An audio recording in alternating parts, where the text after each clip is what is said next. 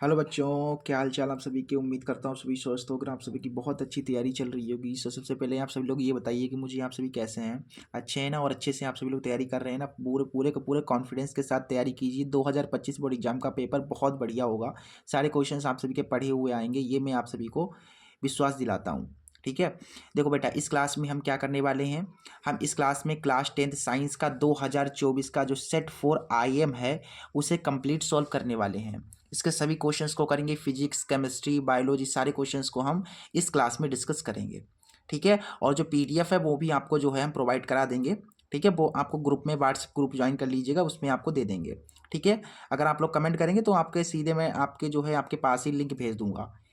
ठीक है बेटा, तो वीडियो को कर दो लाइक। इतना आप सभी के लिए कर रहे हैं तो एक वीडियो को लाइक कर दो और अपने एक फ्रेंड के पास इस वीडियो को जरूर से शेयर कीजिएगा, ताकि और भी बच्चों को प्रॉफिट मिल सके। चलो स्टार्ट करते हैं इस क्लास को। 2024 का सेट 4 IM है। ठीक है, तो इसके जो ऑब्जेक्टिव्स हैं बेटा, ये ऑब्जेक्टिव्स हैं, इन्हें आप खुद कंप्लीट कर लीजिएगा। ठीक है, ये तो सरल ही है, आसानी से आप कर सकते हैं। आते हैं यहाँ पर। ठीक है, बड़े जो क्वेश्चन हैं 2 4 6 नंबर वाले ये जो क्वेश्चन हैं इन्हें हम सॉल्व करेंगे। पहला खंड यहाँ पर वाह है, जिसमें वर्णनात्मक प्रश्न है, यानी कि न्यूमेरिकल्स हैं इसमें फिजिक्स के। देखो ठीक है बेटा, चलो यहाँ पर देखिए उपखंड का में हमारा जो फर्स्ट क्वेश्चन है वो क्या कह रहा है। बहुत इंपॉर्टेंट प्रश्न है, ये बहुत बार बोर्ड एग्जाम में आया है। कह रहा है कि प्रकाश अपवर्तन की घटना को समझाइए, यानी कि प्रकाश अपवर्तन किसे कहते हैं, ये हमसे क्वेश्चन पूछ रहा है बेटा। देखो बहुत अच्छे तरीके से एक्सप्लेन करेंगे, जिंदगी में कभी भूलोगे नहीं कि प्रकाश अपवर्तन होता क्या है। देखो यहाँ पर देखिए, प्रकाश अपवर्तन किसे कहते हैं, प्रकाश अपवर्तन किसे कहते हैं। देखिए, जब प्रकाश एक पारदर्शी माध्यम से दूसरे पारदर्शी माध्यम में जाता है तो प्रकाश अपने मार्ग से विचलित हो जाता है। इस घटना को प्रकाश का परावर्तन नहीं, सॉरी, अपवर्तन कहते हैं। क्या कहते हैं? अपवर्तन कहते हैं। यानी कि जैसे ये मान लीजिए आपके पास गिलास है, ये गिलास कैसा है? कांच का गिलास है।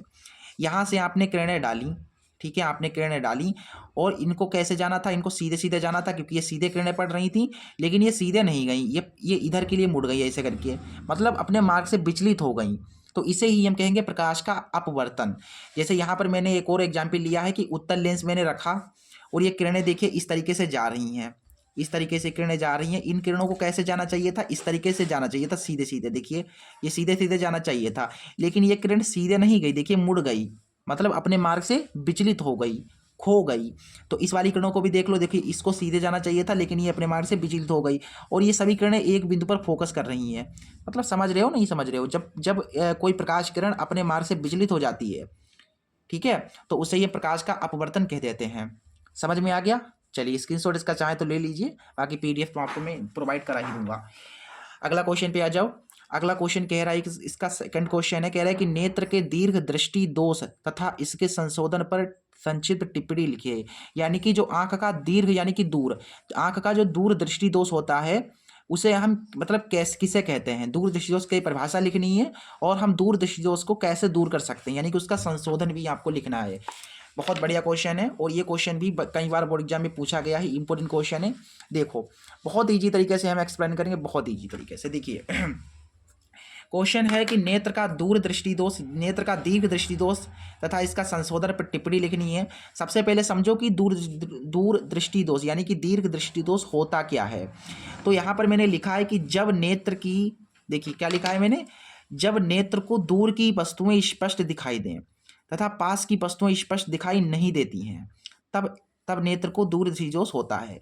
यानी कि जैसे मान लीजिए कि आप हैं, आपको दूर दृष्टि दोष हो गया, तो आपकी आंखों को आपकी आंखों को जो है दूर की वस्तुएं दिखाई देंगी, आपकी आंखों को दूर की वस्तुएं दिखाई देंगी, लेकिन पास की वस्तुएं स्पष्ट दिखाई नहीं देंगी। तो इस दोष को हम कह देंगे दूर दृष्टि दोष। आपने देखा होगा कुछ लोग हैं जैसे कि उनको वो जैसे कि पढ़ते हैं तो कापी को दूर करके या बुक को दूर करके पढ़ते हैं आंख से, तो उन्हें दूर दृष्टि दोष होता है, क्योंकि उन्हें दूर की वस्तुएं दिखाई देती हैं, पास की वस्तुएं नहीं दिखाई देती हैं। ठीक है, तो उसे हम कह देते हैं दूर दृष्टि दोष। समझ गए ना बात को? ऐसा दोष जिसमें दूर की वस्तुएं स्पष्ट दिखाई दें तथा पास की वस्तुएं स्पष्ट दिखाई ना दें, तो उसे हम कहते हैं दूर दृष्टि दोष। अच्छा, अब भाई इस दोष को कैसे दूर कर सकते हो? कहोगे सर मुझे तो दूर दृष्टि दोष हो गया, अब मैं इसे दूर कैसे कर पाऊंगा? तो इसको दूर करने के लिए आपको करना क्या होगा कि उत्तल लेंस का जो है चश्मा बनवाना पड़ेगा। यानी चश्मा बनवाओगे, लेकिन चश्मे में उत्तल लेंस होना चाहिए, याद रखिएगा। ठीक है, तो यहाँ से आपने समझा कि दूर दृष्टि दोष है तो उसका निवारण होगा उत्तल लेंस के द्वारा, उत्तल लेंस के चश्मे के द्वारा। अब आपको होगा कि गुरुजी अगर मान लीजिए हमें दीर्घ की जगह पर जैसे दूर दृष्टि दोष ना हो, निकट दृष्टि दोष हो जाए, तो निकट के लिए यहाँ पर उत्तल नहीं अवतल लेंस का यूज़ करना होगा। ठीक है, दूर दृष्टि दोष के लिए उत्तल लेंस और निकट दृष्टि दोष के लिए अवतल लेंस का चश्मा लगाना पड़ता है। समझ गए बात को? चलो स्क्रीनशॉट ले लो, अगले क्वेश्चन पे आ जाओ। ठीक है, अगले क्वेश्चन पे आ जाओ भाई। अगला क्वेश्चन क्या कह रहा है? हमारा अगला क्वेश्चन कह रहा है कि उत्तल दर्पण की फोकस दूरी के लिए सूत्र लिखिए तथा उत्तल दर्पण के दो उपयोग भी बताइए। यानी कि उत्तल दर्पण के लिए जो फोकस का सूत्र होता है, फोकस दूरी का, वो लिखना है और उत्तल दर्पण के दो उपयोग बताने हैं। बहुत बढ़िया क्वेश्चन है ये, क्वेश्चन बहुत प्यारा क्वेश्चन है, बोर्ड एग्जाम का, मतलब हर बार पूछा जाता है। देखो यहाँ पर सबसे पहले देखिए, दर्पण के लिए जो उत्तल दर्पण होते हैं, दर्पण समझ लो, दर्पण के लिए जो सूत्र होता है वो ये होता है। दर्पण के लिए सूत्र होता है 1/f बराबर 1/v प्लस 1/u। ये आपको लिख देना, इसके नंबर आपको एक, मतलब 2 नंबर का प्रश्न है तो 1 नंबर तो आपको ये सूत्र लिखने पे मिल गया, 1 नंबर आपको इसके उपयोग लिखने पर मिल जाएंगे। तो उत्तल दर्पण के दो उपयोग कौन कौन से होते हैं? बहुत उपयोग होते हैं बेटा, उत्तल दर्पण के कई उपयोग हैं, लेकिन 2 उपयोग हमसे बताए गए हैं। तो पहला उपयोग होता है वाहनों में, जैसे आपके घर में बाइक है, कार है, तो बाइक जो है उसमें जो शीशा लगा है, जो पीछे की वस्तुओं को देखने के लिए जो शीशा लगा है, जो दर्पण लगा है, वो कौन सा दर्पण है? उत्तल दर्पण है। यानी कि कह सकते हैं कि जो वाहन होते हैं, बाइक है, मोटरसाइकिल है, मतलब बाइक है और कार है, बस है, ट्रक हैं, ये जो हैं इनमें जो पीछे के दृश्यों को देखने के लिए जो है उत्तल दर्पण का उपयोग किया जाता है। ठीक है, तो वाहनों में होता है इसका उपयोग। दूसरा उपयोग सड़क पर लगे लैंपों में। आपने देखा होगा कि जो हाईवे होते हैं, जो सड़क होते हैं, उनके ऊपर ऐसे करके लैंप लगे होते हैं, तो ये जो लैंप लगे होते हैं इसमें कौन सा दर्पण होता है? इसमें दर्पण होता है उत्तल दर्पण। ठीक है, इसमें उत्तल दर्पण का यूज होता है। समझ में आ गया? बहुत बढ़िया। ठीक है, यही आपको 2 उपयोग लिख देने, पूरे आपको नंबर मिल जाएंगे। बहुत इंपॉर्टेंट क्वेश्चन है बेटा, सारे क्वेश्चंस बहुत इंपॉर्टेंट हैं, तो वीडियो को कर दो अभी लाइक, और कोई भी आपकी क्यूरी हो, कोई भी आपका प्रश्न हो, ठीक है, कमेंट कीजिए, बस कमेंट कीजिए, आपका रिप्लाई किया जाएगा, आपका सोल्यूशन जरूर कराएंगे हम। आगे आ जाओ अगले क्वेश्चन पे बेटा। अगला क्वेश्चन न्यूमेरिकल है, कह रहा है कि 2 सेंटीमीटर लंबी वस्तु, आपको स्पष्ट दिख रहा है? नहीं, थोड़ा जूम कर लेता हूँ, मुझे लग रहा है आप सभी को साफ नहीं दिख रहा होगा। अब दिख रहा है ना? चलो बेटा आ जाओ। कह रहा है कि 2 सेंटीमीटर लंबी वस्तु है, 20 सेंटीमीटर फोकस दूरी के उत्तल लेंस के सम्मुख मुख्य अक्ष के लंबवत रखी है। लेंस से वस्तु की दूरी 30 सेंटीमीटर है। तो प्रतिबिंब की स्थिति और आपको प्रकृति बतानी है। बहुत प्यारा क्वेश्चन है। प्रतिबिंब की स्थिति यानी कि वी निकालना है यहाँ पर। बहुत बहुत प्यारा क्वेश्चन है। देखो बेटा, ये क्वेश्चन वैसे तो बहुत आसान है और कई बच्चे इसे क्रैक कर लेंगे, कई बच्चे इसे आराम से फोड़ देंगे। आराम से कर लेंगे ना? चलो आ जाओ। देखो ये प्रश्न है, उतार के मैंने रखा हुआ है जिससे कि हमारा टाइम बचे। ठीक है, देखो यहाँ पर सॉल्यूशन करते हैं। जैसे मैं कर रहा हूँ ना, आपको वैसे ही बोर्ड एग्जाम में करना है, पूरे आपको नंबर मिलेंगे, कोई नंबर नहीं काटेगा। ठीक है, देखो यहाँ पर सबसे पहले बताया गया कि 2 सेंटीमीटर लंबाई है वस्तु की। तो वस्तु की जो लंबाई है वो तो हमें 2 सेंटीमीटर दे रखी है। तो यहाँ पर ऐसे करके लिख सकते हो कि चूंकि वस्तु की जो लंबाई है बेटा वो हमारे पास है 20 सेंटीमीटर। ठीक है, सॉरी 2 सेंटीमीटर है, 2 सेंटीमीटर है। आगे कह रहा है कि 20 सेंटीमीटर फोकस दूरी है, यानी कि जो तुम्हारी फोकस दूरी है वो कितनी है? फोकस दूरी, जो फोकस दूरी है बेटा, जो एफ है, फोकस दूरी को एफ से प्रदर्शित करते हैं, यानी कि एफ हमें दे रखा है 20 सेंटीमीटर। उत्तल लेंस है भैया, उत्तल याद रखिएगा, उत्तल लेंस है के सम्मुख रखी हुई है। बताया गया कि लेंस से वस्तु की दूरी, यानी कि देखिए वस्तु की जो दूरी है,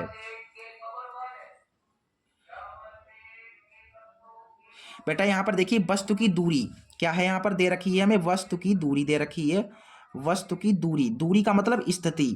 ठीक है, तो वस्तु की स्थिति कैसे दे रखी है हमें? वस्तु की स्थिति, बेटा वस्तु की जो स्थिति होती है उसे हम किससे प्रदर्शित करते हैं? यू से प्रदर्शित करते हैं। तो वस्तु की स्थिति यानी कि यू हमें दे रखा है यहाँ पर 30 सेंटीमीटर। 30 सेंटीमीटर दे रखा है। एक और चीज है बेटा, ध्यान से देखिएगा, कौन सा लेंस है? उत्तल लेंस है। उत्तल है बेटा, उत्तल लेंस हो या उत्तल दर्पण हो, आपको यू हमेशा माइनस में ही लेना है, यानी कि जो यू आपको दे रखा है उसको माइनस में लेना है बस। 30 दे रखा था, मैंने माइनस में ले लिया। क्यों ले लिया भाई? क्योंकि उत्तल है। ठीक है, उत्तल जब भी होगा तब हम जो है यू माइनस में लेंगे, बाकी सब प्लस में लेंगे। ठीक है, आगे हमें क्या निकालना है? हमें निकालना है प्रतिबिंब की स्थिति। क्या निकालना है हमें? हमें यहाँ पर निकालना है प्रतिबिंब की स्थिति। प्रतिबिंब की स्थिति, बेटा प्रतिबिंब की स्थिति को हम V से प्रदर्शित करते हैं, यानी कि V हमें बेटा निकालना है यहाँ पर, और साथ ही साथ हमको प्रकृति भी बतानी है। ठीक है, प्रकृति भी बतानी है। बहुत प्यारा क्वेश्चन है, देखो कैसे करेंगे। आप सभी कर लोगे इस क्वेश्चन को, मुझे पता है। सबसे पहले यहाँ पर लेंस दे रखा है ना, तो लेंस का सूत्र लगाएंगे। लेंस के सूत्र से, लेंस के सूत्र से, तो लेंस के लिए जो सूत्र होता है वो होता है, आप सभी को पता है, 1/f बराबर 1/v माइनस 1/u, यही तो होता है ना। इसमें मानों को रख दीजिए बेटा। f कितना दे रखा है हमें, देखिए f दे रखा है 20, तो यहाँ पर हम रखेंगे 20। 1/v, बेटा b हमें ज्ञात करना है ना, माइनस u कितना दे रखा है, -30 दे रखा है, तो यहाँ पर रखेंगे -30। बेटा सॉल्व कर दो, b हमें मिल जाएगा। बस यही निकालना है। बहुत प्यारा क्वेश्चन था, इसमें कुछ करना ही नहीं था। माइनस माइनस प्लस हो गया, 1/30। सो 1/v बराबर में तुम्हारा 120, 1/20 है, और ये प्लस का जब आप पंचांतर करेंगे तो हो जाएगा माइनस का। ठीक है, अब थोड़ा सा सरल कर लो इसको। 1/v बराबर 30 एकम 30, 20 एकम 20, और आमने सामने 3 दूना 6, यानी कि 600। 1/v बराबर 30 में से 20 गया, 10 बचा, और नीचे 600 है। 0 से 0 कैंसिल। b की 1 से गुणा होगी तो v आ जाएगा, 60 की 1 से गुणा होगी तो 60 आ जाएगा, यानी कि 60 सेंटीमीटर हमारी जो प्रतिबिंब की स्थिति होगी। ठीक है, आपको दिख रहा है नहीं दिख रहा है, यहाँ पर देख लीजिए, ये है। कभी कभार यह होता है ना, कैमरे पर से ध्यान हट जाता है। देखो तो यहाँ पर ऐसा करके लिख दो कि अतः प्रतिबिंब, हमसे क्या पूछा गया था, हमसे पूछा गया था प्रतिबिंब की स्थिति पूछी गई थी हमसे, तो यहाँ से हमने निकाल दी है प्रतिबिंब की स्थिति। देखिए प्रतिबिंब की स्थिति आ गई 60 सेंटीमीटर, बेटा प्लस में आई है, यानी कि इसकी प्रकृति कैसी हो जाएगी, प्रकृति इसकी हो जाएगी आभासी। ठीक है, ये हो गया इसका आंसर। बहुत बढ़िया। ठीक है, अच्छा ये प्लस में आया है, एक और बात है, जब प्लस में आया तो दर्पण ये जो है लेंस के पीछे बनेगा, पीछे भी लिख सकते, कोई दिक्कत नहीं है। बस इतना कर दो, काम पूरा हो गया यहाँ पर। ठीक है, क्लियर है बेटा, समझ में आया क्वेश्चन, सब कुछ समझ में आया ना क्वेश्चन ये वाला। बहुत बढ़िया, सभी को सारे क्वेश्चन समझ में आने चाहिए, यही हमारा टारगेट है बेटा। ठीक है, अगले क्वेश्चन पे आ जाओ। अगला क्वेश्चन कह रहा है कि किसी चुंबकीय क्षेत्र में धारावाही चालक पर लगने वाला बल किन किन कारकों पर निर्भर करता है। अच्छा, किन किन कारकों पर निर्भर करता है ये बताना, बहुत आसान प्रश्न है बेटा। देखो ये क्वेश्चन इंपॉर्टेंट है, और मतलब बहुत बार ये बोर्ड एग्जाम में पूछा गया है। आप सभी को अभी मैं देख रहा हूँ, यहाँ पर बता देता हूँ। देखो तो बेटा ये मैंने उतार के रखा हुआ है, ठीक है, जिससे कि हमारा टाइम थोड़ा बच जाए। देखो तो पहला हमारा प्रश्न कह रहा है कि किसी चुंबकीय क्षेत्र में धारावाही चालक पर लगने वाला बल किन किन कारकों पर निर्भर करता है। तो मैंने लिखा कि किसी चुंबकीय क्षेत्र में धारावाही चालक पर लगने वाला बल निम्नलिखित कारकों पर निर्भर करता है। पहला जो कारक है वो है चालक की लंबाई पर, एल पर, और विद्युत धारा आई पर, और चुंबकीय क्षेत्र क्या है यहाँ पर, चुंबकीय क्षेत्र के मान पर, और चुंबकीय क्षेत्र तथा चालक के बीच कोण पर, इन पर निर्भर करता है बेटा। इन 4 चीज़ों पर निर्भर करता है तुम्हारा। ठीक है, चालक पर लगने वाला बल किन किन कारकों पर निर्भर करता है। पहला चालक की लंबाई पर, दूसरा विद्युत धारा पर, तीसरा चुंबकीय क्षेत्र के मान पर, और चौथा चुंबकीय क्षेत्र व चालक के बीच कोण पर। ठीक है, अगर आपको कह दे कि इसमें बेटा इस सब में संबंध क्या है बेटा, तो इस सब में संबंध तुम्हारा ये है, F बराबर VIL साइन थीटा। ठीक है, F बराबर VIL साइन थीटा, ये तुम्हारा संबंध है। अच्छा यहाँ पर F क्या है बेटा, F तुम्हारा बल है। ठीक है, चालक पर लगने वाला बल है। B तुम्हारा क्या है बेटा, B तुम्हारा चुंबकीय क्षेत्र है। I क्या है बेटा, I सबको पता है धारा है। और L क्या है, L तुम्हारी चालक की लंबाई है। और थीटा क्या है, थीटा कोण है, यानी कि चुंबकीय क्षेत्र और चालक के बीच कोण है। क्लियर है, समझ में आ गया। बहुत बढ़िया बेटा, क्वेश्चन तो बहुत आसान था, सभी को समझ में आया होगा, और बहुत इजी तरीके से मैंने लिखा हुआ है बेटा। ये सबसे आसान तरीके से, सबसे अपनी मतलब आसान भाषा में ये क्वेश्चन है। ठीक है, आप बुक में देखोगे ये क्वेश्चन बहुत लंबा है, बहुत लेंदी है, मैंने समझा दिया आप सभी को। ठीक है, अच्छी बात है। चलिए बेटा अगला क्वेश्चन जो है हम करते हैं। अगला क्वेश्चन क्या है, अगला क्वेश्चन कह रहा है कि चुम्बक तथा धारावाही परिनालिका में अंतर स्पष्ट कीजिए। चुम्बक और धारावाही परिनालिका में क्या अंतर है बेटा, इसकी पीडीएफ में आपको जो है ये क्वेश्चन, इसका सॉल्यूशन मिल जाएगा। पीडीएफ आप डाउनलोड कर लेंगे ग्रुप में जाकर के, तो इसका जो है आपको सॉल्यूशन मिल जाएगा वहाँ से। ठीक है, या आप ग्रुप में जाकर के पीडीएफ लिख देना, पीडीएफ कह देना पीडीएफ चाहिए, तो पीडीएफ में आप सभी को दे दूंगा। ठीक है, तो पीडीएफ में ये क्वेश्चन मिल जाएगा, मैं अभी नहीं कराऊंगा, पीडीएफ में आपको देखने को ये मिलेगा। चौथे पर आ जाओ, क्वेश्चन नंबर चौथा क्या कह रहा है कि धारावाही चालक से संबंध चुंबकीय क्षेत्र की दिशा को ज्ञात करने के लिए दक्षिणा हस्त अंगुष्ठ नियम यानी कि दाहिने हाथ के अंगूठे का नियम हमसे पूछा गया है। और बेटा ये क्वेश्चन भी हमने करा दिया है, तो इसकी आपको लिंक डिस्क्रिप्शन में मिल जाएगी, क्योंकि पिछले वाले सेट में हमने ये क्वेश्चन शायद कराया था, तो वो आपको जो है लिंक डिस्क्रिप्शन में दे दूंगा, वो आप क्वेश्चन वहाँ से देख लेना, ठीक है। क्योंकि बार बार क्वेश्चन कराने से ना, आप अगर पिछली क्लासेस देख रहे हो तो ये क्वेश्चन आप आराम से कर लोगे, बार बार क्वेश्चन हम कराएं तो अच्छा नहीं लगता है ना। बाकी ये बहुत बहुत इंपॉर्टेंट है बेटा, बाएं हाथ का नियम और दाएं हाथ का नियम, ठीक है। फ्लेमिंग के बाएं हाथ दाएं हाथ का नियम आपको याद होना चाहिए, और मैंने सब कुछ पढ़ा रखा है बहुत ईजी तरीके से। आगे आ जाओ, क्वेश्चन नंबर चौथे का खा कह रहा है कि दिए गए परिपथ में ए एवं बी के बीच तुल्य प्रतिरोध 5 ओम प्रतिरोध के सिरों के बीच विभवांतर की गणना कीजिए। अच्छा, यहाँ पर बोला गया कि ए और बी के बीच तुल्य प्रतिरोध आपको निकालना है, ये ए है और ये बी है, तो इसके मध्य टोटल प्रतिरोध कितना होगा, ठीक है, टोटल रेजिस्टेंस निकालना है। और उसके बाद हमको 5 ओम, यहाँ का जो 5 ओम है, यहाँ पर कितना विभवांतर लगेगा वो हमको बताना है। चलिए हो जाएगा, वैसे तो आसान प्रश्न है। देखिए यहाँ पर इसका वैसे तो मैंने क्या बना कर रखा हुआ, इसकी आकृति बना करके रखी हुई है, देखो ये है तुम्हारा क्वेश्चन, देख लो बेटा ये क्वेश्चन है। चलिए इसको भी फोड़ते हैं अपनी भाषा में।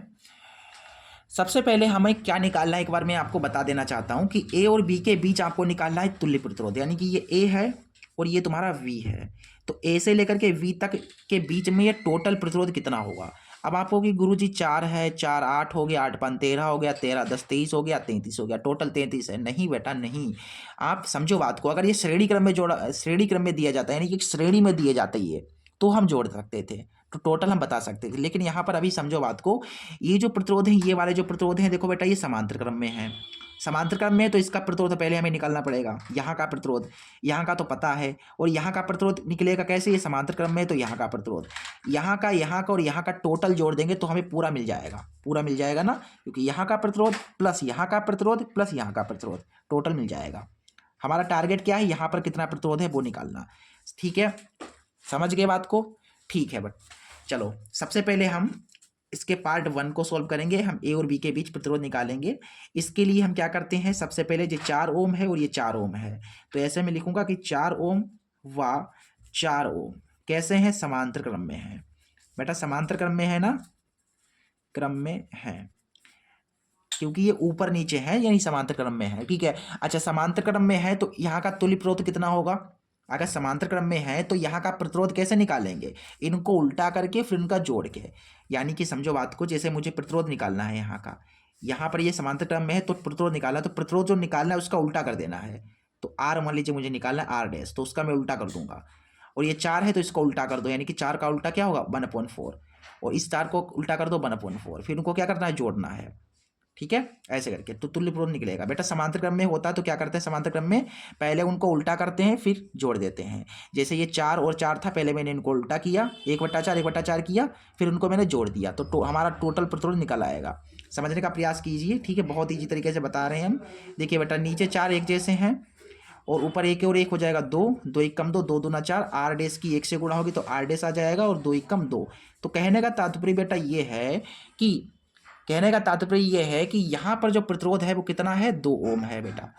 हमने निकाल लिया यहाँ का, तो 2 और 5 कितना हो गया, 7 हो गया। लेकिन अभी यहाँ का भी तो पता करना पड़ेगा, तो जैसे मैंने ये पता कर रहा है वैसे ये वाला पता कर लो, क्योंकि ये भी समांतर क्रम में है, तो लिख दो कि 10 ओम तथा 10 ओम समांतर क्रम में है, ठीक है। अब यहाँ पर लिख लो कि अब 10 ओम व 10 ओम कौन से क्रम में है बेटा, समांतर क्रम में है, क्योंकि ऊपर नीचे है, समांतर क्रम में है, इसलिए हमारा जो तुल्य प्रतिरोध होगा वो होगा 1/r डैश। देखो जैसे डैश माना है तो इस पर डबल डैश कर दो, इनको उल्टा कर देना है, जैसे 10 है तो इसको उल्टा कर दो, 10 है इसको भी उल्टा कर दो, यानी कि उल्टा करने का मतलब उसको बट्टे में डालना है और ऊपर 1 कर देना है, यानी कि एक के बट्टे में डालना है, ठीक है।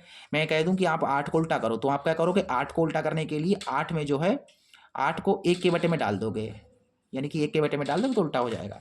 चलिए यहाँ पर देखते हैं अब आर डबल डे, देखिए नीचे एक जैसा है तो एक बार लिख लो, 1 और 1 हो जाएगा 2, 2 1 कम 2, 2 5 10। सो यहाँ से आर डैश की 1 से गुणोगी आर डैश आ जाएगा, 5 की 5 से गुणोगी तो 5 ओम। देखिए 2 ओम और 5 ओम आ गया, कितना आ गया भाई, यहाँ पर कितना है 2 ओम है, यहाँ पर 5 ओम है और यहाँ का भी 5 ओम आया। तो बताओ यहाँ से ए और बी के बीच कितना प्रतिरोध होगा, 2 और ये 5 कितना हो गया 7, 7 और 5 12, यानी कि टोटल प्रतिरोध कितना है 12 है। तो ऐसा करके लिख सकते हो। अतः अतः ए व वी के बीच तुल्य प्रतिरोध आर बराबर कैसे मिलेगा, ये 2 + 5 + 5, ठीक है, 2 + 5 + 5, यानी कि हमें मिल जाएगा यहाँ से 5 और 2 7 और 5 12, यानी कि 12 ओम यहाँ पर हमें प्रतिरोध देखने को मिलेगा। ये हमारा हो जाएगा एम्पियर में, सॉरी एम्पियर में नहीं, प्रतिरोध आ गया तुम्हारा, ठीक है, ओम में आई जाएगा, ठीक है, समझ गए बात को। अच्छा, आगे भी तो हमसे कुछ पूछा गया था, ए और बी के मध्य प्रतिरोध पूछा गया था, मैंने बता दिया। तथा और भी हमें कुछ पूछा गया था यहाँ पर, तथा 5 ओम प्रतिरोध के बीच विभवांतर, यानी कि 5 ओम प्रतिरोध के सिरों के बीच विभवांतर, यानी कि 5 ओम यहाँ पर कहाँ पर है भैया, यहाँ पर 5 ओम देखो यहाँ पर है, यानी कि यहाँ का आपको बताना है विभवांतर, यहाँ पर कितना विभवांतर है, ठीक है। आप कहोगे गुरुजी 6 है, लेकिन ये 6 बेटा सबका है टोटल का, हमें केवल यहाँ का निकालना है। चलिए बेटा यहाँ का भी हम निकाल सकते हैं, इसमें कोई बड़ी बात थोड़ी ना है, ये तो बच्चों का खेल है, आराम से कर लेंगे इसे। देखो ये तो बच्चों का खेल है। देखो यहाँ पर सबसे पहले बेटा आपको प्रतिरोध कितना दे रखा है, आपको गुरुजी हमें प्रतिरोध दे रखा है 5 ओम, और विभवांतर कितना, विभवांतर निकालना है अपने को, तो विभवांतर निकालना है तो इससे पहले आपको धारा भी पता होनी चाहिए। सबसे पहले हम धारा निकाल लेते हैं बेटा, ठीक है। ये क्या है, ये यहाँ का प्रतिरोध है, अभी इसको काट दो यार। सबसे पहले पता कर लेते हैं धारा, इस पूरे के पूरे प्रतिरोध में धारा कितनी बह रही है, धारा पता कर लेते हैं, तब हमारा काम हो जाएगा बेटा, ठीक है। तो सबसे पहले हम धारा निकालने के लिए, आप सभी को पता आर बराबर क्या होता है, V/I होता है। आर कितना है, आर यानी कि हमें इस पूरी की धारा निकालनी है, तो इसका पूरा जो टोटल प्रतिरोध है वो लगेगा, ठीक है, क्योंकि हम इस टोटल की धारा निकाल रहे हैं तो टोटल प्रतिरोध लगेगा। तो टोटल प्रतिरोध कितना आया था, देखिए 12 आया था, तो यानी कि तुम्हारा आर कितना है यहाँ पर, आर तुम्हारा 12 है, और वी आपको जो है दे रखा है, देखिए 6, और आई निकालना है यहाँ पर, ठीक है। तो 6 कम 6 और 6 दूना 12, यानी कि आई की 2 से गुणा होगी, तो 2I बराबर 1, यानी आई बराबर हो जाएगा 1/2। तो यानी कि आपको देखने को मिला कि जो धारा है वो कितने एम्पियर है, वो है 1/2 एम्पियर, ठीक है, एम्पियर। अब यार क्या लिख रहा हूँ मैं, एम्पियर, ठीक है, ये अच्छी बात है। अब हम निकाल सकते हैं आराम से। हमारा सेकंड पार्ट क्या था, सेकंड पार्ट था कि 5 ओम प्रतिरोध सिरों के बीच हमें निकालना था विभवांतर, ठीक है। तो देखिए यहाँ पर आर बराबर क्या होता है, V/I होता है। आर यहाँ पर देखिए आर 5 है, और बी आपको निकालना है, और आई हमने निकाल लिया है 1/2, 1/2 निकाल लिया है ना, ठीक है। तो देखिए 5 बराबर इधर गुणा हो जाएगी इसकी, तो 2 भी हो जाएगा, और 2 गुणा में है तो बट्टे में पहुंच जाएगा, यानी कि 5 के बट्टे में 2 चला जाएगा, और 2 दूना 4 और 2 पंचे 10, यानी कि जो विभवांतर आ गया वो आ गया 2.5 वोल्ट। ये बेटा तुम्हारा है आंसर, ठीक है, ये तुम्हारा उत्तर है, 2.5 वोल्ट यहाँ पर तुम्हारा उत्तर हो जाएगा। समझ गए बात को, अच्छे से समझ में आ गया, बहुत बढ़िया प्यारे बच्चे, बहुत बढ़िया। अच्छा, इसके मैंने आपको क्वेश्चन मतलब ये वाला क्वेश्चन समझा दिया है, बहुत ईजी तरीके से समझाया है, ठीक है, बहुत मैंने एक्सप्लेन किया, और मैंने वो सारी चीज़ें आपको बताई हैं जो हर बच्चे के मन में अक्सर एक डाउट बन करके आती हैं उभर के, वो मैंने सब कुछ एक्सप्लेन कर दिया है, ठीक है। अच्छा, इसी का अथवा वाला प्रश्न देख लो। अथवा का कह रहा है कि विद्युत परिपथ में फ्यूज का क्या महत्व है। आपने देखा हो कि आपके गांव में क्या होता है कि जब कभी कहते हैं कि फ्यूज उड़ गया तो लाइट चली जाती है, ऐसा होता है ना, तो फ्यूज का क्या महत्व क्या है, फ्यूज का क्या इंपॉर्टेंस है, वो आपको बताना है यहाँ पर। और बताना है कि किसी मकान में कुल अधिभार जो पावर है वो क्या है, 2200 वाट है। कोई एक मकान है, उसकी जो शक्ति है, उसकी जो पावर है वो कितनी है, 2200 वाट की है। और कहा गया है कि विद्युत की आपूर्ति जो है वो 220 वोल्ट की जाती है, ठीक है। तो मकान में आपको प्रयुक्त फ्यूज का अनुमतांक का मतलब होता है यहाँ पर धारा, ठीक है, आपको धारा बतानी है। और विद्युत ऊर्जा का व्यापारिक मात्रक, विद्युत ऊर्जा का व्यापारिक मात्रक क्या होता है बताओ, विद्युत ऊर्जा का मात्रक होता है बेटा जूल, तो इसका तो आंसर जूल होगा, वो बाद में देख लेंगे। सबसे पहले हम यहाँ पर समझते हैं कि विद्युत परिपथ का फ्यूज का क्या महत्व है। सबसे पहले हम समझेंगे फ्यूज का महत्व क्या है, what is the importance of fuse, ठीक है भाई। कहाँ गया ये क्वेश्चन, मैंने उतारा था, अभी रुक जाओ, मैंने ये क्वेश्चन कहीं पर उतारा था, हाँ यहाँ पर है, बताइए क्वेश्चन, ठीक है। ये क्वेश्चन है बेटा, मैंने लिख करके रखा हुआ है यहाँ पर, ठीक है। देखो यहाँ पर सबसे पहले हम समझते हैं कि भैया जो फ्यूज होता है उसका क्या महत्व है, व्हाट इज द इम्पोर्टेंस। सो यहाँ पर मैंने लिखा है, इतना लंबा देख करके आप घबरा मत जाना कि सर इतना बड़ा मैं कैसे याद करूंगा, कैसे समझूंगा। यार समझ लो, याद नहीं करना है, समझना है, ठीक है। याद नहीं करना है, समझना है बस, ठीक है। सबसे पहले देखो फ्यूज होता क्या है। तो फ्यूज एक ऐसी युक्ति है, फ्यूज का है एक ऐसी युक्ति है जो किसी विद्युत परिपथ में शॉर्ट सर्किट या ओवरलोड परिस्थितियों में सुरक्षा करता है। जैसा कि ये मान लीजिए तार है, ये तार है, इस पर इसका जो है इस पर 20 एम्पेयर की ही धारा आप मतलब विभाजित कर सकते हो। लेकिन आपने क्या किया, आपने 20 के जगह पर आपने 30 का कर दिया, 30 एम्पेयर प्रभावित कर दी, मतलब इस पर ओवरलोड हो गया। अब ओवरलोड हो जाएगा तो क्या हो जाएगा, तो ये पिघल जाएगा, तो यानी कि ये पिघलने लगेगा, जलने लगेगा, ठीक है, इसके कारण, ठीक है। तो मैंने लिखा कि फ्यूज एक ऐसी युक्ति है जो किसी विद्युत परिपथ में शॉर्ट सर्किट या ओवरलोड स्थिति में सुरक्षा करती है। अच्छा, ये जो है जलने लगेगा, लेकिन इसकी सुरक्षा कैसे कर सकते हो, फ्यूज के द्वारा, ठीक है। यानी कि फ्यूज के द्वारा आप जो है आराम से सुरक्षा कर सकते हो। जब किसी तार में उसकी वहन क्षमता से अधिक विद्युत धारा प्रवाहित होने पर तार गर्म हो जाती है और उसका आवरण पिघल कर जलने लगता है। जैसे कोई तार है, उस पर कह सकते हो कि 100 एम्पियर की धारा आप जो है प्रवाहित कर सकते हो, लेकिन आपने किया कि आपने 120 एम्पियर की धारा प्रवाहित कर दी, तो उस पर ओवरलोड हो जाएगा, शॉर्ट सर्किट हो जाएगा, जिस कारण से क्या होगा, वो पिघलने लगेगा, उसका जो आवरण होगा वो पिघल कर जल जाएगा। अब भाई जल जाएगा तो उसकी सुरक्षा कौन करेगा, उससे बचने के लिए, उस ओवरलोड से बचने के लिए हम फ्यूज का इस्तेमाल करेंगे, जिससे शॉर्ट सर्किट नहीं होगा, ठीक है। तो मैंने लिख दिया कि जिससे भवन में आग लग सकती है। भाई आग आग क्यों नहीं लगेगी, जैसे कोई घर है उसमें शॉर्ट सर्किट हो गया, यानी कि जो तार है वो क्या जलने लगा, तो फिर भवन में आग भी लग सकती है कि नहीं। तो ऐसी स्थिति में फ्यूज सुरक्षा प्रदान करता है, ऐसी स्थिति में सुरक्षा कौन प्रदान करेगा, भाई फ्यूज। अब फ्यूज लगा होगा तो शॉर्ट सर्किट नहीं होगा, ओवरलोड नहीं होगा, समझ रहे हो। तो और स्वयं जलकर पिघल कर टूट जाता है और परिपथ में विद्युत धारा का प्रवाह समाप्त कर देता है। जैसे कि यहाँ पर ये फ्यूज है, जैसे ये फ्यूज है तुम्हारा, और यहाँ पर ये बैटरी लगी हुई है, ठीक है, और ये बल्ब जल रहा है। तो जैसे इसमें आपने धारा प्रवाहित करी, ठीक है। जैसे 20 एम्पीयर की ये धारा ले रहा है, ये तार जो है 20 एम्पीयर की ही धारा ले सकता है, तो आपने 20 एम्पीयर की ही धारा प्रवाहित करी, तो आराम से ये बल्ब जल रहा है। लेकिन आपने क्या किया, 20 की जगह आपने जो है 22 एम्पीयर की धारा प्रवाहित कर दी। अब 22 एम्पीयर की धारा प्रवाहित करोगे तो इसमें ओवरलोड हो जाएगा। अब ओवरलोड होगा तो पता ही क्या करेगा, तो ये फ्यूज इसकी सुरक्षा करेगा, इस बल्ब की क्या करेगा, इस बल्ब की सुरक्षा करेगा।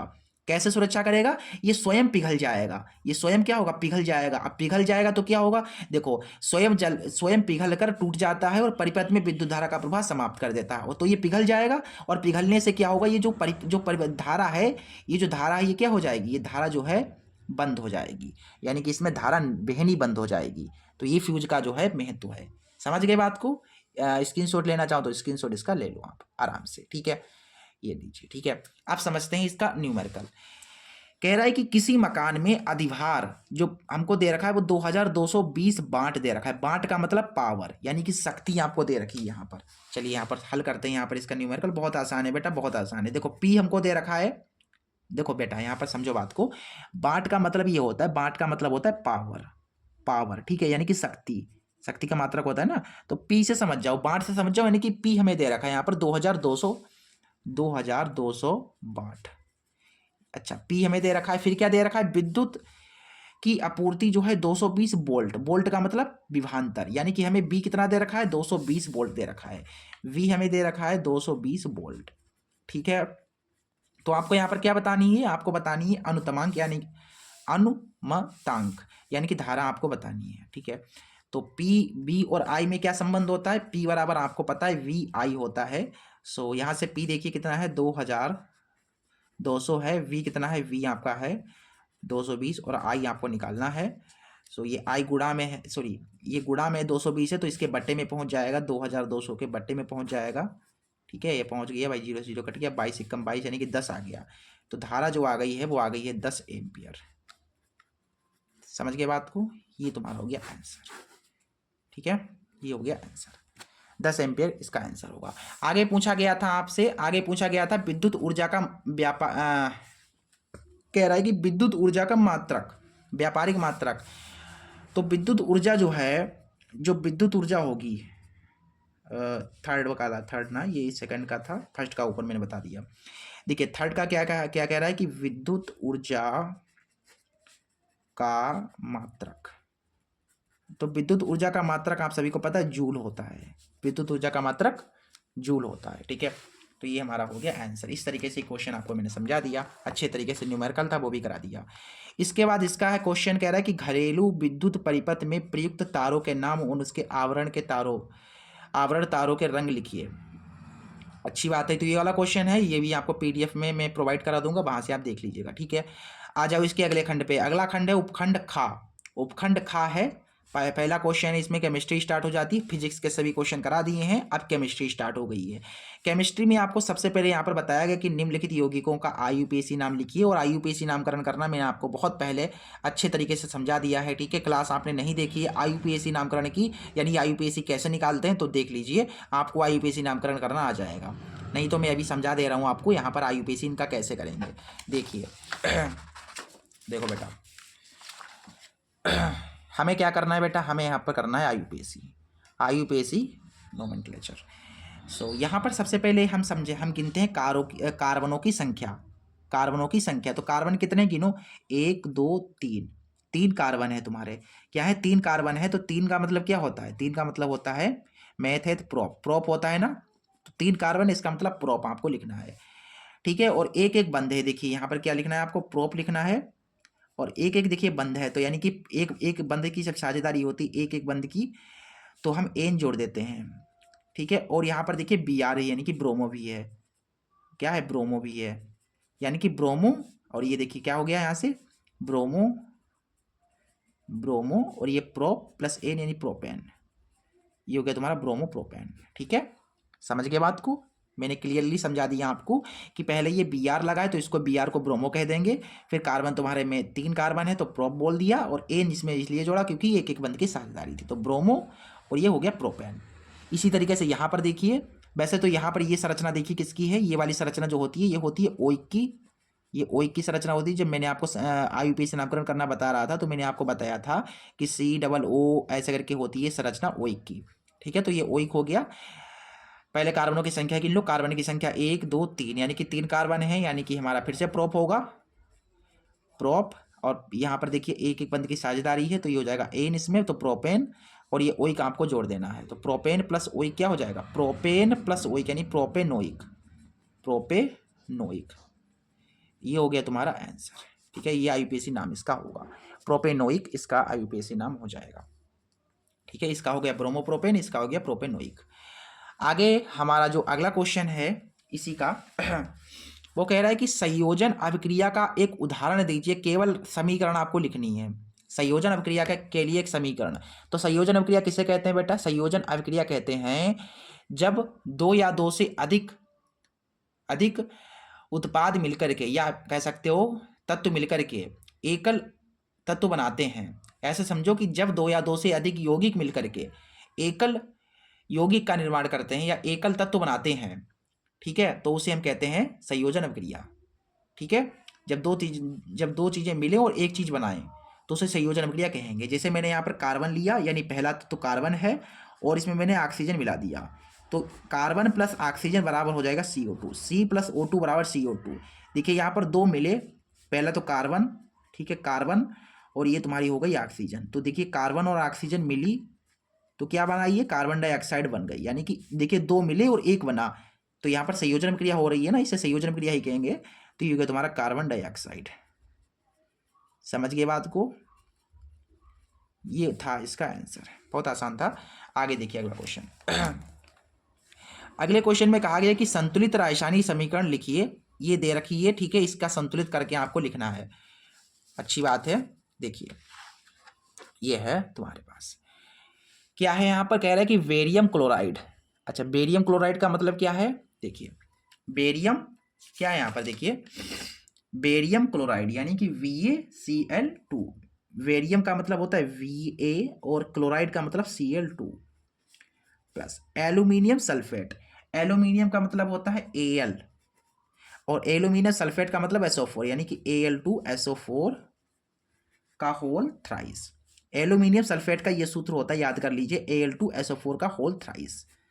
फिर यहाँ पर देखिए बेरियम सल्फेट, बेरियम का मतलब Va और सल्फेट का मतलब SO4, BaSO4 plus aluminium chloride, aluminium का मतलब क्या होता है Al, Al बोले तो एल्यूमिनियम, और क्लोराइड का मतलब Cl3। ठीक है, ये तुम्हारे पास बन गई। अच्छा, अब बाकी संतुलित भी करना है, तो देखो यहाँ पर संतुलित कैसे करेंगे भाई। देखो Al कितने हैं, देखो इधर Al 1 है और इधर देखिए Al कितने हैं, 2 हैं। तो इस वाले को मुझे 2 करना पड़ेगा ना, तो इसको 2 करने के लिए इसमें 2 से गुणा करा दिए मैंने। देखिए Al 2 हो गए, Al 2 हो गए ना, और इधर भी Al 2 हैं। बाकी देखिए 2 3 6 यानी कि Cl कितने हो गए, Cl 6 हो गए, और इधर कितने हैं, इधर देखिए Cl जो है केवल 2 हैं। तो इस 2 को 6 करना पड़ेगा 3 से गुणा कराने पर। देखिए 3 से गुणा हो गया, 3 दूना 6 Cl हो गया, और इधर भी Cl 6 हो गया। लेकिन यहाँ पर Ba देखिए कितने हो गए, Ba 3 Ba हो गए, और इधर Ba केवल एक ही है, तो इसमें 3 से गुणा करानी पड़ेगी। देखिए Ba 3 हो गया, ठीक है। और SO देखिए S कितने हो गए, देखिए 3 S की गुणा हो गई, 3 S हो गया, और इधर देखिए 3 की इधर गुणा होगी, यानी कि इधर भी 3 S है, और 3 की 4 से गुणा होगी, 3 चौको 12, यानी ऑक्सीजन 12 है, और इधर भी देखिए 3 चौको 12, यानी ऑक्सीजन इधर भी 12 ही है। संतुलित हो गई ना, ये तुम्हारा हो गया इस तरीके से आंसर। ठीक है, ये संतुलित इस तरीके से करनी थी हमें। बहुत बढ़िया, आगे अगले क्वेश्चन पे आ जाओ। अगले क्वेश्चन में कह रहा है कि निम्नलिखित तत्वों का इलेक्ट्रॉनिक विन्यास लिखिए। सोडियम का क्लोरीन का इलेक्ट्रॉनिक विन्यास करना है। बहुत बहुत बढ़िया। देखिए बेटा इलेक्ट्रॉनिक विन्यास कैसे करते हैं। सबसे पहले देखो यहाँ पर सोडियम है, सोडियम को किससे प्रदर्शित करते हैं, Na से प्रदर्शित करते हैं। और सोडियम का परमाणु क्रमांक कितना होता है, एटॉमिक नंबर कितना होता है। तो आप कहोगे कि गुरुजी सोडियम का जो एटॉमिक नंबर होता है वो होता है 11। कितना होता है, 11 होता है। अच्छी बात है भाई, मैं कहूँगा बहुत बढ़िया, बहुत शाबाश। देखो Na सोडियम हो गया, लेकिन इसका एटॉमिक नंबर 11 था, मैंने 11 लिख दिया। अब आपको क्या करना है, आपको इस तरीके से जो है बॉक्स नहीं बनाने, मैं बना रहा हूँ, आपको बॉक्स नहीं बनाने, इस तरीके से कुछ ऐसे करके कच्छ बनाने हैं, जैसे पहला कच्छ, दूसरा कच्छ, तीसरा कच्छ और चौथा कच्छ। देखो मैं आपको समझा देता हूँ पहले क्या है ये। यहाँ पर देखिए पहला कच्छ होता है, दूसरा, तीसरा, चौथा, पांचवा, ऐसे चलता जाता है। पहले कच्छ में आप ज़्यादा से ज़्यादा 2 इलेक्ट्रॉन भर सकते हो, दूसरे वाले कच्छ में आप 8, तीसरे वाले कच्छ में 18, फिर आप 32, ऐसे करके फिर 64, इस तरीके से जो है आपको भरना होता है। यानी कि पहले कक्ष में आप अधिकतम 2 इलेक्ट्रॉन भर सकते हो, दूसरे वाले में 8, तीसरे वाले में 18, चौथे वाले में 32, ऐसे करके। तो यानी कि यहाँ पर ये पहला कक्षक है, इसमें हम कितने इलेक्ट्रॉन भर सकते हैं, इसमें से 11 है, तो इसमें से हम केवल 2 भर सकते हैं। फिर आपके पास, ठीक है, 2 भर लिए, फिर आपके पास कितने बचे, 9 बचे। 11 थे, 2 भर दिए, 9 बचे। फिर मैंने इसमें कितने भर सकता हूँ, मैं ज़्यादा से ज़्यादा 8 भर सकता हूँ। देखो 8 तो 10 हो गए, हमें तो 11 चाहिए, हमें एक की और ज़रूरत है। इसमें कितने भर सकते हैं, 18 भर सकते हैं। तो 18 से हमें एक की ज़रूरत है, तो मैं एक यहाँ पर कर दूंगा, यानी कि 2 8 1 हो जाएगा इसका परमाणु एटॉमिक इलेक्ट्रॉनिक विन्यास। कितना हो गया, 2 8 1। इसी तरीके से यहाँ पर क्लोरीन को हम बेटा Cl से प्रदर्शित करते हैं, और क्लोरीन का परमाणु क्रमांक होता है 17। तो देखो यहाँ पर 17 है, पहले वाले कक्ष में 2, दूसरे वाले कक्ष में हम 8 भरेंगे, तीसरे वाले कक्ष में देखिए 8 2 10 हो गए, हमें केवल 7 की जरूरत है, तो यहाँ पर 7 भर दिए। ये हो गया इसका आंसर, और ये वाला भी इसका आंसर है। ठीक है, समझ के बात को बेटा। देखो 2 8 10 हो गए, हमें 17 चाहिए, तो 10 और यहाँ पर 7 मैंने कर दिया, 17 हो गए।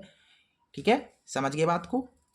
ठीक है, बहुत बढ़िया। चलो अगले क्वेश्चन पे आ जाओ।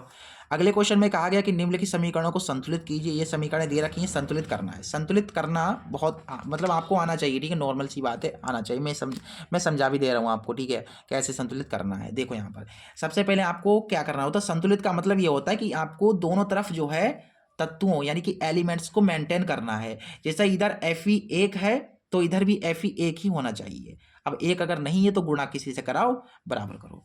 जैसे इधर देखेंगे अगर आप, तो Fe कितने हैं, 3 है, इधर केवल 1 है, तो इसमें मुझे 3 से गुणा करानी पड़ेगी। तो देखो Fe 3 हो गया, यहाँ पर भी 3 Fe है। अब हाइड्रोजन पे देख लो, इधर H 2 है, इधर भी H 2 है। अब ऑक्सीजन देख लो बराबर है कि नहीं, देखो इधर लेकिन ऑक्सीजन कितने हैं, 4 हैं, और इधर कितने हैं, इधर केवल 1 है, तो इसमें मुझे 4 से गुणा करानी पड़ेगी। लेकिन यहाँ पर अब हाइड्रोजन से भी ये 4 गुणा कर लेगा, यानी कि 8 हाइड्रोजन हो गई, और इधर केवल 2 है, तो इसमें मुझे 4 से गुणा करानी पड़ेगी। मेंटेन हो गया, संतुलित हो गई, बैलेंस हो गई। ठीक है, आगे देखो बेटा, ये क्या है, C6H12O6 यानी कि ग्लूकोज। ग्लूकोज बेटा ग्लूकोज का सूत्र आप याद कर लीजिए, अगर याद नहीं है C6H12O6। बोर्ड एग्जाम में 1 नंबर पे पूछ देता है कि ग्लूकोज का सूत्र क्या है, और अक्सर लोग पूछते हैं ग्लूकोज का सूत्र क्या है, तो C6H12O6 है। बेटा जब भी C6H12O6 में आप ऑक्सीजन मिलाओगे, यानी कि ऑक्सीजन से अभिक्रिया कराओगे, तो कार्बन डाइऑक्साइड और बनेगा जल, कार्बन डाइऑक्साइड और जल बनेगा। ठीक है, और बैलेंस करना है तो बेटा कभी भी इस तरीके की रिएक्शन हो, बिना टाइम वेस्ट करें, आप 6 इधर लिख दो, 6 इधर लिख दो, 6 इधर लिख लो, बैलेंस हो गई। ठीक है, चलो ठीक है, बाकी आप दिमाग लगाओगे, माइंड लगाना चाहो तो लगा लो भाई। मेंटेन मैंने बता दिया, 6 6 6 लिख दो, काम हो जाएगा। ठीक है, बाकी मैंने आपको संतुलित करना तो समझा ही दिया है। ये क्वेश्चन हो गए ना केमिस्ट्री के। आगे इधर आ जाओ, आगे क्या करना है, मुझे टिप्पणी लिखनी है भाई। टिप्पणियाँ बहुत प्यारी हैं, देखो कह रहा है कि निम्नलिखित पर संक्षिप्त टिप्पणी लिखिए। क्या करना है यहाँ पर, हमें टिप्पणी लिखनी है। अच्छी बात है भाई। देखिए पहली टिप्पणी अम्लीय वर्षा पर लिखनी है, दूसरी तन्यता एवं आघात वर्तिता पर, और तीसरी है मिसेल पर। देखो ये है टिप्पणी तुम्हारी। तो यहाँ पर जो है इसको मैंने कहीं पर उतार के रखा हुआ है बेटा, देख लेता हूँ मैं कहाँ पर मैंने रखा इसको। जो है कॉपी पे मैंने उतारा था इसको, अब वो पेज मुझे दिखाई नहीं दे रहा है बेटा। यहाँ पर देखो, यहाँ पर टिप्पणी हमारी पहली कौन सी टिप्पणी है बेटा, बहुत ढूंढा तब जा करके मुझे मिला है, बाकी मुझे दिख नहीं रहा था, सामने ही पड़ा था ये पेज।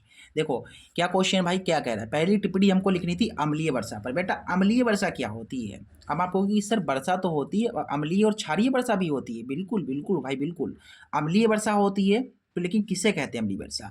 बेटा जब वर्षा का जल होता है उसका पीएच मान 5.6 से कम होता है। जैसे वर्षा हुई तो उसका जल भी तो गिरेगा, तो जल का जब पीएच मान 5.6 से कम होगा तब हम उसे कहेंगे अम्लीय वर्षा, तो उसे अम्लीय वर्षा कहते हैं।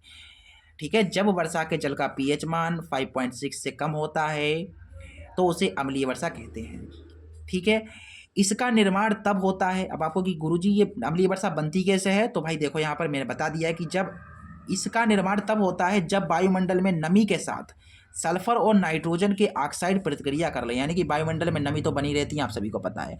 जब वायुमंडल में नमी बनेगी और नमी बनने के साथ साथ जो सल्फर और नाइट्रोजन के जो ऑक्साइड हैं वो परस्पर प्रतिक्रिया करेंगे तो यहाँ पर जो है अम्लीय वर्षा हो जाएगी। अच्छा, पहली टिप्पणी हो गई। दूसरी टिप्पणी थी तन्यता एवं आघात वर्तिता पर। तन्यता एवं आघात वर्तिता पर टिप्पणी थी, तो बेटा यहाँ पर देखिए ये है। अच्छा, तन्यता और आघात वर्तिता कहते किसे हैं, देखो सबसे पहले समझो तन्यता किसे कहते हैं। तन्यता नहीं, सबसे पहले आघात वर्तिता समझो। आघात वर्तिता किसे कहते हैं, आघात वर्तिता यानी कि जब किसी धातु को जब किसी धातु को ठोक पीट कर उसका आकार बढ़ाया जाता है तो उसे आघात वर्तिता कहेंगे। जैसे लोहा है, सोना है। जैसे सोना है, ये सोने की ईंट है। ठीक है, ये सोने की ईंट है। अब इससे मुझे बनाना है एक आभूषण, कोई बनाना है मुझे, कोई आभूषण यहाँ पर मान लीजिए कुछ भी बनाना है मुझे, चेन बनानी है, ऐसे करके कुछ भी बनाना है मुझे XYZ। ठीक है, तो मैं क्या करूँगा, इसको ठोकूंगा, पीटूंगा, तब जाकर के हमारे पास ये चेन वगैरह बन जाएगी, जो भी मुझे बनाना है। यानी कि कहने का मतलब ये है कि जब कोई धातु को हम पीटते हैं, ठोकते हैं, तो उसका आकार जो बढ़ जाता है ना, तो उसे ही हम आघात वर्तिता कहते हैं। आघात का मतलब उस पर घात करते हैं, मारते हैं, पीटते हैं, ठोकते हैं, और उसके बाद उसका आकार बढ़ा देते हैं, लंबा कर देते हैं, तो उसे हम कह देते हैं आघात वर्तिता। अब तन्यता कैसे कहेंगे, तन्यता का मतलब तानना, यानी कि समझ लो, ऐसे नाम से समझ जाओ कि जब किसी धातु को खींच कर, यानी कि तान कर, खींच कर, ठीक है, उसको लंबा कर दिया जाता है तो इसे तन्यता कहते हैं। जैसे सोना है, उसको खींचते हैं ऐसे करके तो उसको लंबा कर दिया, खींच कर पतला, मतलब लंबा कर देते हैं जब खींच के, तो उसे हम कह देते हैं तन्यता। जब किसी धातु को खींच कर लंबा कर दिया जाता है तो उसे तन्यता कहते हैं।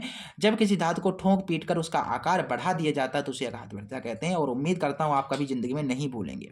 ठीक है, अगली टिप्पणी थी मिसेल पर थी। अगली टिप्पणी किस पर थी, मिसेल पर थी। तो भाई मिसेल किसे कहते हैं, और बेटा स्क्रीनशॉट ले लिया करो, ठीक है, PDF की जरूरत ही ना पड़ेगी, स्क्रीनशॉट ले लिया करो। ठीक है बेटा, मिसेल किसे कहते हैं, मिसेल कहते हैं कि जब साबुन का आयनिक सिरा जल के अंदर हो। साबुन के 2 सिरा होते हैं, एक आयनिक सिरा होता है, एक जलविरागी सिरा होता है। तो मैंने बताया है कि जब साबुन का आयनिक सिरा जल के अंदर हो और जलविरागी सिरा जल के बाहर हो, यानी एक सिरा जल के अंदर हो और एक सिरा जल के बाहर हो, तो इससे जो संरचना बनेगी उसे ये मिसेल कहेंगे। समझ गए। जैसे कि यहाँ पर समझो बात को, एक कपड़ा है, इस तरीके का एक कपड़ा है, इस कपड़े का ऊपर एक बूंद है तेल की। देखिए यहाँ पर ये कपड़ा है, ठीक है, ये कपड़ा है और कपड़े के ऊपर एक तेल की बूंद लगी हुई है। इस तेल की बूंद को देखिए ये Na+ है, ये साबुन के कण है। ये साबुन के कण जो है ये Na+ जो है, इसको चारों ओर से घेर लेते हैं। घेर लेते हैं, फिर इसको जो है साफ़ कर देते हैं, तेल की बूंद को दूर कर देते हैं, साफ़ कर देते हैं कपड़े को। ठीक है। अच्छा ये क्या है, ये तुम्हारी चेन है, हाइड्रोजन की चेन है। ठीक है, हाइड्रोकार्बन की चेन है। किसकी है, हाइड्रोकार्बन की चेन है। ठीक है, इस तरीके से आप चाहें तो आकृति भी बना सकते हैं, एग्जाम में आपके पास टाइम हो तो आकृति बना सकते हैं, बाकी आप इतना लिख दोगे तब भी आपको पूरे नंबर मिलेंगे। ठीक है, चलिए बेटा यहाँ तक क्वेश्चन क्लियर है, आप सभी के क्लियर है क्वेश्चन, बहुत बढ़िया। अगला क्वेश्चन कह रहा है कि संचारण से आप क्या समझते हैं, इससे सुरक्षा के 2 उपाय लिखिए। बेटा संचारण किसे कहते हैं, संचारण देखिए यहाँ पर मैं लिख देता हूँ आपको संचारण, संचारण का मतलब यह है कि जब कोई धातु नमी के संपर्क में आ जाती है तो उसका क्षरण होने लगता है। क्षरण का मतलब गलने लगती है, क्षरण होने लगता है तो उसे हम क्या कहते हैं, संचारण कहते हैं, संचारण कहते हैं। याद नहीं करना है, मैं आपको समझा दूंगा। देखिए जैसे कोई धातु ले लो, जैसे धातु के तौर पर आपने ले लिया एक दरवाज़ा, आपके घर में एक दरवाज़ा है जो कि किसका है, लोहे का है। आपके घर का ये दरवाज़ा है जो कि लोहे का है। अब ये जो लोहे का दरवाज़ा है ये किसका है, लोहे का है। ठीक है, लोहे का दरवाज़ा है ये। अब क्या हुआ, बारिश हुई। अब बारिश हुई तो इसके ऊपर नमी लगी रह गई भाई, नमी मतलब आ गई। अब ये नमी के संपर्क में आ गई, बारिश होगी तो नमी के संपर्क में आ गई, और नमी के संपर्क में आ गई तो क्या होने लगा, इसके ऊपर जंगाल लग गई, जंग लग गई। इसके ऊपर क्या लग गई, जंग लग गई। अब जंग लग गई तो धीरे धीरे जंग इसको खाने लगेगी, कह सकते हो उसका क्षरण होने लगेगा। इस धातु का, इस लोहे के धातु के दरवाजे का क्या होने लगेगा, क्षरण होने लगेगा। तो इसे ही हम संचारण कह देंगे। समझ गए बात को, जब कोई धातु अपने आसपास नमी के संपर्क में आ जाती है तो उसका क्षरण होने लगता है, इसे ही संचारण कहते हैं। जैसे कि लोहे पर जंग लगना। ठीक है, उदाहरण के तौर पर आप दे सकते हो, जैसे लोहे पर जंग लगना, लोहे पर जंग लगना, जंग लगना। ठीक है, कॉपी पेन लेकर के बैठा करो, उतारते जाओ, मैं जो बताते जा रहा हूँ। ठीक है, कॉपी पर नोट्स बनाते जाओ। ठीक है, एग्जाम के टाइम पर नोट्स ही काम आएंगे। ठीक है, जंग लगना। अच्छा उसके बाद आप कहोगे कि आप गुरुजी मुझे ये बताओ कि इससे हम कैसे बच सकते हैं। जैसे भाई जंगाल लग जाएगी, हम तो भाई हमारा गेट बेकार हो जाएगा, हमारी ये चीज़ बेकार हो जाएगी, जंग लग जाएगी। तो अब आप गुरुजी इससे कैसे बच सकते हैं, ये मुझे बता दो जल्दी। तो इससे बचने के जो उपाय हैं वो बहुत बहुत सिंपल है बेटा, सब लोग करते हैं और आपने देखा भी होगा, आपके पिताजी भी करते होंगे ये उपाय। सबसे पहला उपाय होता है पेंट करना। अब क्या करोगे, आप पेंट कर दोगे। आप क्या कर दोगे, पेंट करना। आप देखोगे कि आप देखा होगा कि जो भी कुछ होते हैं वाहन वगैरह, जो भी देखा होगा कि बस वगैरह होती हैं, तो उसकी जो धातु होती है उसके ऊपर पेंट कर दिया जाता है। क्यों पेंट करते हैं, क्योंकि जंगाल ना लगे उसके ऊपर, है कि नहीं। तो समझ रहे हो, पेंट कर दोगे तो फिर जंगाल नहीं लगेगी, यानी कि उसका संचारण, उसका क्षरण नहीं होगा। पहला तरीका हो गया पेंट करना। दूसरा तरीका क्या हो जाएगा भाई, दूसरा तरीका हो जाएगा तेल लगाना, तेल लगाकर। ठीक है, तेल लगाकर, या कह सकते हो, ग्रीस लगाकर, ग्रीस लगाकर। बाकी सबसे बढ़िया तरीका होता है पेंट करना बेटा, पेंट कर दो काम खत्म। ठीक है, आपने देखा हो कि आपकी मम्मी है तो कढ़ाई वगैरह जब माँज के मतलब धो करके लाती हैं तो उसके ऊपर तेल लगा देती हैं। अब तेल क्यों लगाती हैं भाई, तेल इसलिए लगाती हैं कि लंबे समय तक कढ़ाई रखी रहे, उसमें जंगाल ना आए, जंग ना आए, इसलिए। ठीक है, चलो बेटा बहुत बढ़िया। अगला क्वेश्चन कह रहा है कि ऊष्मा छेपी और ऊष्मा शोषी अभिक्रिया से आप क्या समझते हैं, उदाहरण दीजिए। बेटा ये क्वेश्चन मैं करा चुका हूँ, पिछले सेट आपने देखे होंगे तो आपको पता होगा। ठीक है, बाकी इसका जो सॉल्यूशन है वो आपको पीडीएफ में देखने को मिल जाएगा। और यहाँ के जो बायोलॉजी है, जो ये बायोलॉजी है, ठीक है, बायोलॉजी जो है ये तुम्हारी, इसके जो क्वेश्चंस आपको दिख रहे हैं, जितने भी क्वेश्चन दिख रहे हैं, इसका आपको पीडीएफ चाहिए बेटा तो व्हाट्सएप ग्रुप को ज्वाइन कर लीजिए। ठीक है, पीडीएफ में ये सारे क्वेश्चंस का सॉल्यूशन मिलेगा। और आप सभी को पता है, जब मैं क्वेश्चंस कराता हूँ अपनी भाषा में कराता हूँ, बहुत ईजी तरीके से कराता हूँ और सबको समझ में आ जाता है। ठीक है, किताबी भाषा में नहीं, अपनी भाषा में हम क्वेश्चंस को इसका आंसर देंगे। तो पीडीएफ चाहिए बेटा तो लाइक कर दो वीडियो को और अपने फ्रेंड के पास इस वीडियो को शेयर कर दो, और उसके बाद व्हाट्सएप ग्रुप को ज्वाइन कर लो। पीडीएफ लिखोगे, आपके पास पीडीएफ भेज दूंगा। ठीक है, वहाँ से आप पढ़ लीजिएगा। अच्छा ये बताइए मुझे आज का सेट आपको कैसा लगा। ठीक है, सारे क्वेश्चंस आपको समझ में आए, ये सारे क्वेश्चंस आपको इसके समझ में आए कि नहीं, समझ में ही आए होंगे, बहुत बढ़िया करके एक्सप्लेन किया है मैंने। ठीक है, सेट 4 IM था, इसके सभी क्वेश्चंस आपको करा दिए हैं। अगली क्लास में हम जो है इसका सेट 5 जो है तुम्हारा IN, इसका जो सेट 5 IN है वो हम कराएंगे। 2024 का सेट 5 IN हम अगली वीडियो में करेंगे। ठीक है, ताबड़तोड़ पढ़ाई चल रही है, बिल्कुल लगातार क्लासेस आएंगी अब, और कोई भी डिले विले नहीं होगा। आराम से पढ़ना है आपको, कॉपी पेन लेकर के बैठना है, सब कुछ उतारते जाना है और दिमाग में उतारना है, कॉपी पे ज़्यादा नहीं, दिमाग में, ऐसे करके, ठीक है।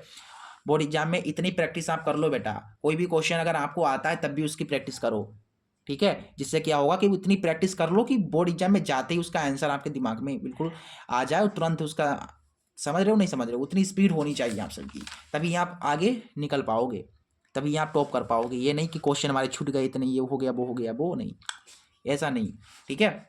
चलो मिलते हैं अगले वीडियो में, तब तक के लिए नमस्ते, जय हिंद, जय भारत।